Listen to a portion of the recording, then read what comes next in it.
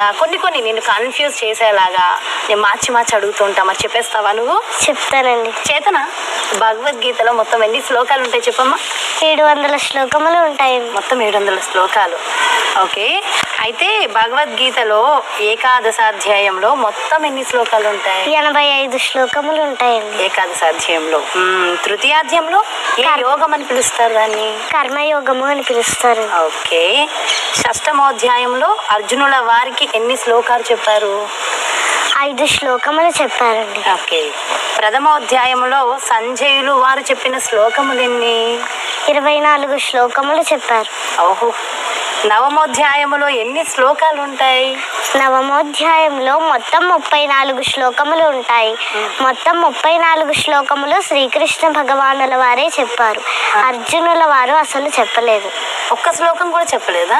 త్రయోదశాధ్యాయమును ఏ యోగము అని పిలుస్తారు? క్షేత్రజ్ఞ విభాగ యోగం అని పిలుస్తారు. సప్తమోధ్యాయంలో ఎన్ని శ్లోకాలు ఉంటాయి? 30 శ్లోకములు ఉంటాయి. ద్వితీయోధ్యాయంలో మొత్తం ఎన్ని శ్లోకాలు ఉంటాయి? ఎవరెవరు ఎన్ని శ్లోకాలు చెప్పారు?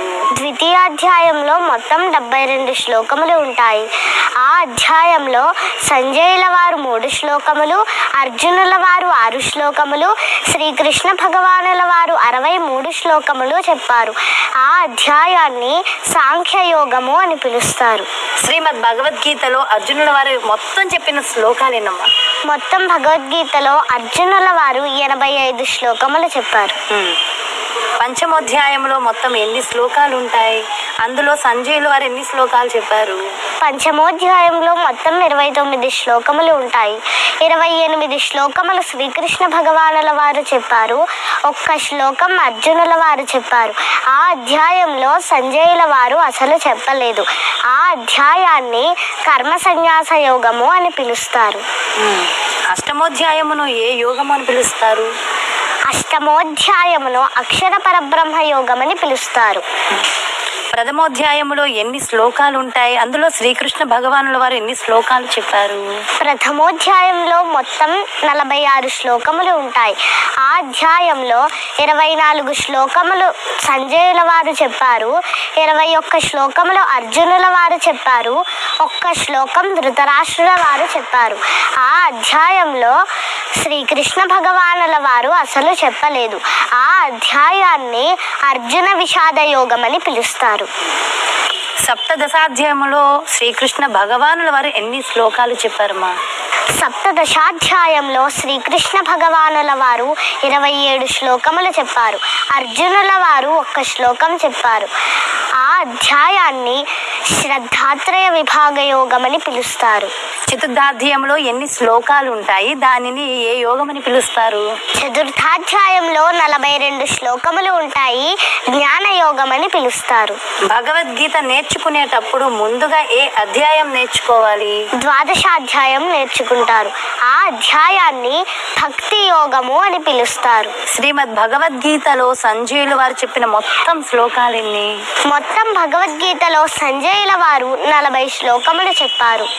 చతుర్దశాధ్యాయమును ఏ యోగం అంటారు? చతుర్థశాధ్యాయమును గుణత్రయ విభాగ యోగం అని పిలుస్తారు. షోడశోధ్యాయంలో ఎన్ని శ్లోకాలు ఉంటాయి? ఎవరు చెప్పారు? షోడశాధ్యాయంలో మొత్తం 24 శ్లోకములు ఉంటాయి. మొత్తం 24 శ్లోకములు శ్రీకృష్ణ భగవానుల వారే చెప్పారు. దానిని దైవాసుర సంపద్ విభాగ యోగం అని పిలుస్తారు. భగవద్గీతలో 20 శ్లోకాలు ఉండి ఆ 20 శ్లోకములు శ్రీకృష్ణ భగవానుల వారు చెప్పిన అధ్యాయం పేరేమిటి? పంచదశాధ్యాయము. ఆ అధ్యాయాన్ని పురుషోత్తమ ప్రాప్తి యోగము అని పిలుస్తారు. దశమోధ్యాయమును ఏ యోగము అని అంటారు? దశమోధ్యాయమును భగవద్విభూతి యోగము అని పిలుస్తారు. ఆ అధ్యాయంలో శ్రీకృష్ణ భగవానుల వారు 35 శ్లోకములు చెప్పారు. అర్జునుల వారు 7 శ్లోకములు చెప్పారు. శ్రీమద్ భగవద్గీతలో ధృతరాష్ట్రుల వారు చెప్పిన మొత్తం శ్లోకాలెన్ని? ఒకే 1 శ్లోకం చెప్పారు.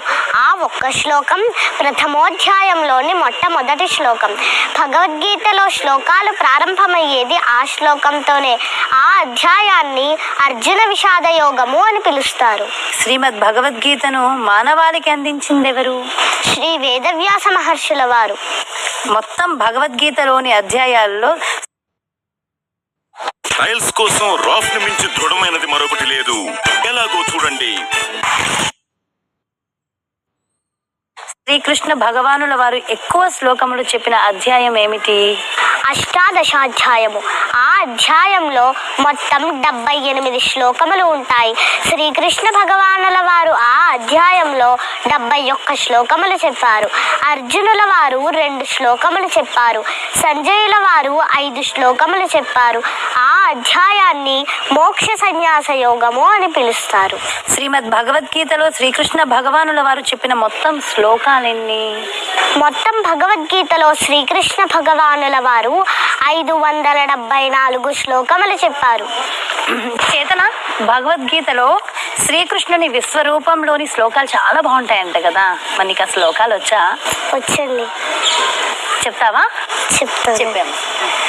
మహర్షయ సప్త పూర్వే చత్వారో మనవస్తథా మద్భావా మానసా జాతాః ఏషాం లోక ఇమాః ప్రజాః.